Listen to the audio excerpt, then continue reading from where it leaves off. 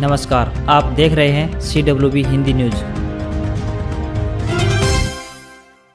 विक्रम संवत 2077 शक संवत 1942 आज आश्विन मास के कृष्ण पक्ष की तृतीया तिथि, तदनुसार सोमवार 19 अक्टूबर 2020। हम अपने दर्शकों का CWB हिंदी न्यूज पर स्वागत करते हैं।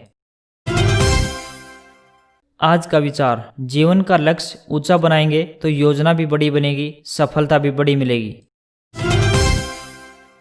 महर्षि दयानंद विश्वविद्यालय यानी MDU रोहतक की ओर से आयोजित स्नातक की ऑनलाइन परीक्षा में आई खामियां विद्यार्थियों पर भारी पड़ रही हैं। रविवार को आयोजित परीक्षा के दौरान विद्यार्थियों को खासी परेशानियों का सामना करना पड़ा। ऑनलाइन परीक्षा शुरू होने के निर्धारित समय से पहले ही पूरी तैयारी कर परीक्षा देने के लिए बैठ गए थे। परीक्षा शुरू होने पर किसी को कोड मिलने में परेशानी आई तो किसी विद्यार्थी को पूरा समय ही नहीं मिल सका, तो कोई परीक्षा के पूरे समय पेपर आने का इंतजार करता रह गया, लेकिन पेपर नहीं आया, जिस कारण काफी विद्यार्थी परीक्षा देने से वंचित रह गए, जिससे गुस्साए विद्यार्थी एकत्रित होकर कॉलेज प्रबंधन के पास पहुंचे और अपनी समस्या बताते हुए ज्ञापन सौंपा। कॉलेज प्रबंधन ने विद्यार्थियों को कहा कि ऑनलाइन परीक्षाएं यूनिवर्सिटी अपने स्तर पर हैंडल कर रही है, इस समस्या का समाधान भी वही कर सकते हैं। कॉलेज प्रबंधन ने विद्यार्थी द्वारा दिए ज्ञापन को विश्वविद्यालय भेजने का आश्वासन दिया।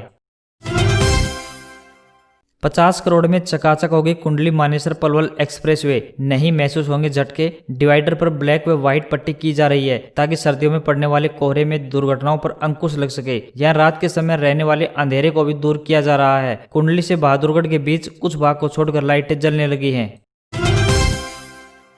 दिल्ली की हवा देख, फरीदाबाद व गुरुग्राम में जनरेटर पर रोक। दिल्ली में लगातार बढ़ रहे वायु प्रदूषण को देखते हुए और NGT के स्पष्ट आदेशों के क्रम में हरियाणा के 2 जिलों फरीदाबाद व गुरुग्राम में 3 दिन पहले 15 से पूरी तरह से रोक लगा दी गई है। इसमें सबसे ज्यादा जनरेटर का इस्तेमाल बिल्डरों द्वारा किया जा रहा था। इनमें से काफी बिल्डरों द्वारा बिजली निगमों द्वारा उन्हें कनेक्शन उपलब्ध नहीं कराने की मजबूरी का रोना रोया है। हालांकि बिजली निगम के अतिरिक्त मुख्य सचिव ने चेयरमैन एनवायरमेंट पॉल्यूशन को पत्र लिखकर साफ कर दिया है कि उनके पास में बिजली सरप्लस है, कनेक्शन भी ऑन डिमांड है।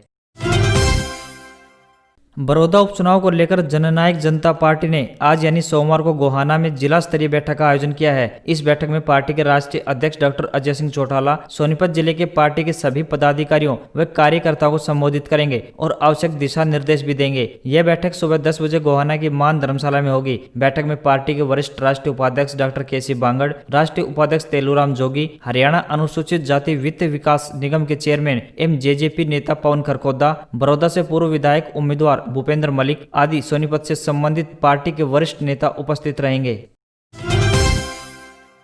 भाजपा के प्रदेशाध्यक्ष ओम प्रकाश धनखड़ ने कहा है कि बड़ौदा उपचुनाव से कुर्सी हिलेगी तो पूर्व CM भूपेंद्र सिंह हुड्डा की हिलेगी। जब 10 साल तक भूपेंद्र सिंह हुड्डा के नेतृत्व में कांग्रेस की सरकार रही तब उन्होंने बड़ौदा हलके के लिए कुछ भी नहीं किया। अगर असर पड़ेगा तो बड़ौदा हलके के विकास पर पड़ेगा। लोगों में कांग्रेस के प्रति नाराजगी है, लोग विकास चाहते हैं। लोग अब समझने भी लगे हैं कि विकास कहां से हो सकता है। भाजपा ने साफ छवि और ख्याति प्राप्त युवा को चुनाव मैदान में उतारा है। उन्होंने कहा कि भूपेंद्र सिंह हुड्डा के हिसाब से बड़ौदा हलके की टिकट ही नहीं मिली। अब उनकी पार्टी में कितनी चल रही है वह सभी के सामने है। जिस समय भूपेंद्र सिंह हुड्डा सत्ता में थे, किलोई की सड़कें काफी चौड़ी बनी। जब हल्का बड़ौदा में आई तो उन सड़कों को भीड़ा कर दिया गया। अब बड़ौदा हल्के के पास अच्छा मौका है कि वे योगेश्वर दत्त को जितवाकर सत्ता के भागीदार बने।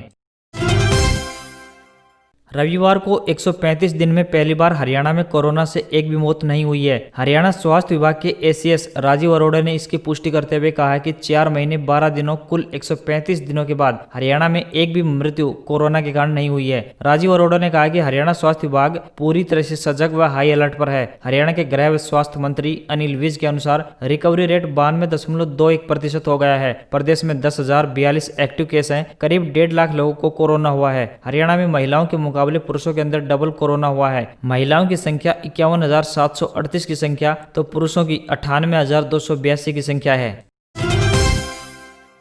हम सभी के लिए एक अच्छी खबर है। देश में एक तरफ जहां कोरोना के एक्टिव केस की संख्या में लगातार गिरावट हो रही है तो वहीं दूसरी तरफ रिकवरी रेट में जबरदस्त इजाफा देखने को मिल रहा है। भारत अब दुनिया के सबसे संक्रमित 5 देशों में रिकवरी के मामले में टॉप पर पहुंच गया है। यहाँ रिकवरी रेट 88.82% हो गया है। मतलब देश में अब हर 100 मरीजों में 88 लोग ठीक हो रहे हैं। इस मामले में ब्राजील दूसरे और रूस तीसरे नंबर पर है। ब्राजील का रिकवरी रेट 88.72% है, जबकि रूस में 76.50% लोग ठीक हो चुके हैं। संक्रमण के मामले में टॉप पर चल रही अमेरिका का रिकवरी रेट 65.11% है। सबसे कम रिकवरी रेट स्पेन का है जो 15.30% है।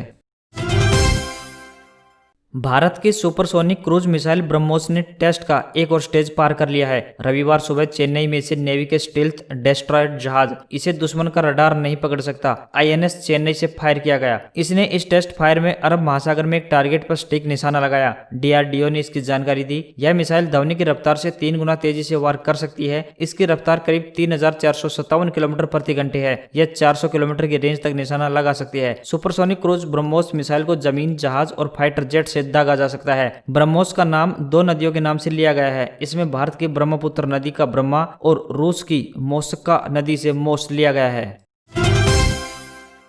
KBC के इतिहास में पहली बार रूना साहा ने बनाया कौन बनेगा करोड़पति 12 में इतिहास। बिना फास्टेस्ट फिंगर फर्स्ट राउंड खेले हॉट सीट पर पहुंचने वाली पहली कंटेस्टेंट बनी। इस साल कोरोना गाइडलाइन के मद्देनजर 10 की बजाय महज 8 कंटेस्टेंट की जगह बनाई गई है। हर हफ्ते यहाँ कुछ लोगों को बुलाया जाता है जिनके बीच फास्टेस्ट फिंगर फर्स्ट का मुकाबला होता है। इस हफ्ते 7 कंटेस्टेंट पहले ही हॉट सीट तक पहुंच चुके थे। जब उनसे पहले वाले कंटेस्टेंट का गेम खत्म हुआ तो रूना अकेले ही फास्टेस्ट फिंगर खिलाड़ी थी। ऐसे में उन्हें अमिताभ ने सीधे हॉट सीट पर बुला लिया। रूना कौन बनेगा करोड़पति के इतिहास की पहली ऐसी कंटेस्टेंट है जो बिना फास्टेस्ट फिंगर राउंड खेले हॉट सीट पर पहुंची है। शो में रूना अच्छा प्रदर्शन करते हुए 50 लाख रुपए के सवाल तक पहुंची थी। हालांकि उन्होंने 25 लाख रुपए ही जीते। IPL के 13वीं सीजन में 35वें मैच में कोलकाता नाइट राइडर्स ने सनराइजर्स हैदराबाद को सुपर ओवर में हराया। KKR के लिए लोकी फर्ग्यूसन ने सुपर ओवर किया। उन्होंने 3 बॉल में ही डेविड वार्नर 0 और अब्दुल समद 2 को आउट कर हैदराबाद को 2 रन पर समेट दिया। जवाब में हैदराबाद के लिए सुपर ओवर राशिद खान ने डाला। KKR के इयोन मॉर्गन और दिनेश कार्तिक ने 4 बॉल पर 3 रन बनाकर मैच जीत लिया। IPL के एक अन्य मैच में किंग्स 11 पंजाब ने मुंबई इंडियंस को डबल सुपर ओवर में हराया। इससे पहले दोनों टीम के बीच खेला गया सुपर ओवर टाई रहा था। दूसरे सुपर ओवर में मुंबई ने 12 रन का टारगेट दिया जिसे पंजाब ने 4 बॉल में हासिल कर लिया। पंजाब के लिए क्रिस जॉर्डन और मुंबई के लिए ट्रेंट बोल्ट ने सुपर ओवर डाला। IPL में पहली बार एक दिन में 3 सुपर ओवर खेले गए।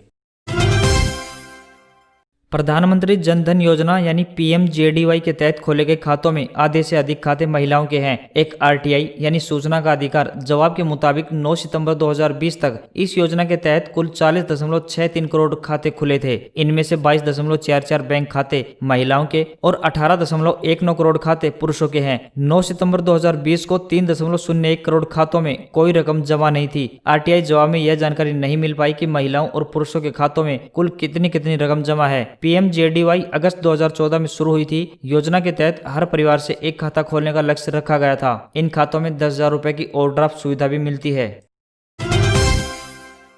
त्योहारी सीजन है लेकिन बाजारों में रौनक गायब है। दिल्ली के चांदनी चौक, करोल बाग, खान मार्केट तो कोलकाता का न्यू मार्केट, धर्मतल्ला सब कुछ सुना है। बाजार में ना ग्राहक हैं ना कोई त्योहारी तामझाम। अगर कुछ है तो बिक्री की आस में बैठे कारोबारी और इन कारोबारियों को है दिवाली का बेसब्री से इंतजार। क्योंकि कोविड-19 के चलते मंदी की मार झेल रहे देश भर के बाजारों को अब इस दिवाली से काफी उम्मीदें हैं। व्यापारियों को इस दिवाली 1 लाख करोड़ के कारोबार की उम्मीद है पर ग्राहक को कोई ऑफर नहीं मिलेगा। चीन को राखी पर करीब 5,000 करोड़ का नुकसान तो गणेश चतुर्थी में 500 करोड़ की चपत खानी पड़ी। अब ये रकम इस साल त्योहार में भारतीय बाजारों में ही रहेगी और इसका फायदा 7 करोड़ व्यापारियों को होगा।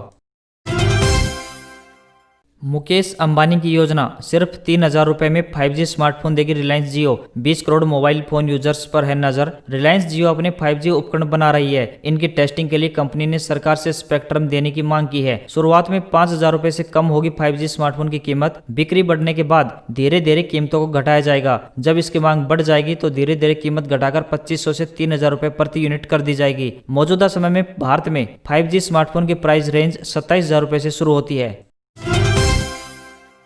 Delhi university admission 2020 alerts. Graduation courses में एडमिशन के लिए दूसरी कट ऑफ लिस्ट जारी। कई कॉलेजों में फुल हुई सीटें। अब 24 अक्टूबर को जारी होगी तीसरी कट ऑफ। दूसरी कट ऑफ के मुताबिक हिंदू, हंसराज, किरोड़ीमल जैसे कॉलेजों में जनरल कैटेगरी के लिए हिंदी, हिस्ट्री और संस्कृत में एडमिशन बंद हो गए हैं। इसके अलावा 14 कॉलेजों में BCom ऑनर्स और 12 कॉलेजों में BCom की सभी सीटें भर गई हैं। वहीं दूसरी कट ऑफ में एडमिशन रद्द कराकर दूसरे कॉलेज में दाखिला लेने पर सीटें खाली होंगी। ऐसे में काफी कॉलेजों में अब भी एडमिशन का मौका है। यूनिवर्सिटी अब तीसरी कट ऑफ लिस्ट 24 अक्टूबर को जारी करेगा। फेस्टिव सीजन पर ऑटो कंपनियां ग्राहकों को आकर्षित करने के लिए अपने वाहनों पर नई स्कीम्स, डील्स और डिस्काउंट देने में व्यस्त हैं। कुछ कंपनियों ने संभावित खरीदारों को अधिक विकल्प देने के लिए लिमिटेड एडिशन मॉडल भी लॉन्च किए हैं। इन सभी शानदार छूटों के कारण नई कार खरीदने का एक अच्छा मौका है। हुंडई एलिट i20 पर कंपनी 75,000 रुपए तक का डिस्काउंट दे रही है। Maruti Suzuki micro SUV espresso पर 48,000 रुपए तक का और स्विफ्ट पर 40,000 रुपए तक का डिस्काउंट दे रही है। नई generation model grand i10 Nios के साथ कंपनी पिछला generation model Hyundai grand i10 भी बेच रही है। कंपनी इस पर 40,000 रुपए का कैश डिस्काउंट, 5,000 रुपए का कॉर्पोरेट डिस्काउंट और 15,000 रुपए का एक्सचेंज बोनस दे रही है, यानी कुल मिलाकर 60,000 रुपए तक का डिस्काउंट। IRCTC करा रहा है दक्षिण भारत की सैर। कन्याकुमारी और रामेश्वरम समेत कई जगह घूमने का मिलेगा मौका। आप रिजर्वेशन काउंटर से या फिर IRCTC की वेबसाइट से ऑनलाइन ही इस टूर पैकेज की बुकिंग करा सकते हैं। इस टूर पैकेज की बुकिंग के लिए आपको 12,285 रुपए खर्च करने होंगे। ये यात्रा 12 रात और 13 दिन की रहेगी, जो उत्तर प्रदेश के गोरखपुर से शुरू होगी। इसमें त्रिवेंद्रम, कन्याकुमारी, रामेश्वरम, मदुरई, तिरुपति, कोवल, तिरुचिरापल्ली और मल्लिकार्जुन शामिल हैं। यात्रा के दौरान आपको केरल के पद्मनाभ स्वामी मंदिर, रामनाथ स्वामी मंदिर, मीनाक्षी मंदिर और मल्लिकार्जुन मंदिर सहित अन्य मंदिरों के दर्शन शेयर करने का मौका मिलेगा।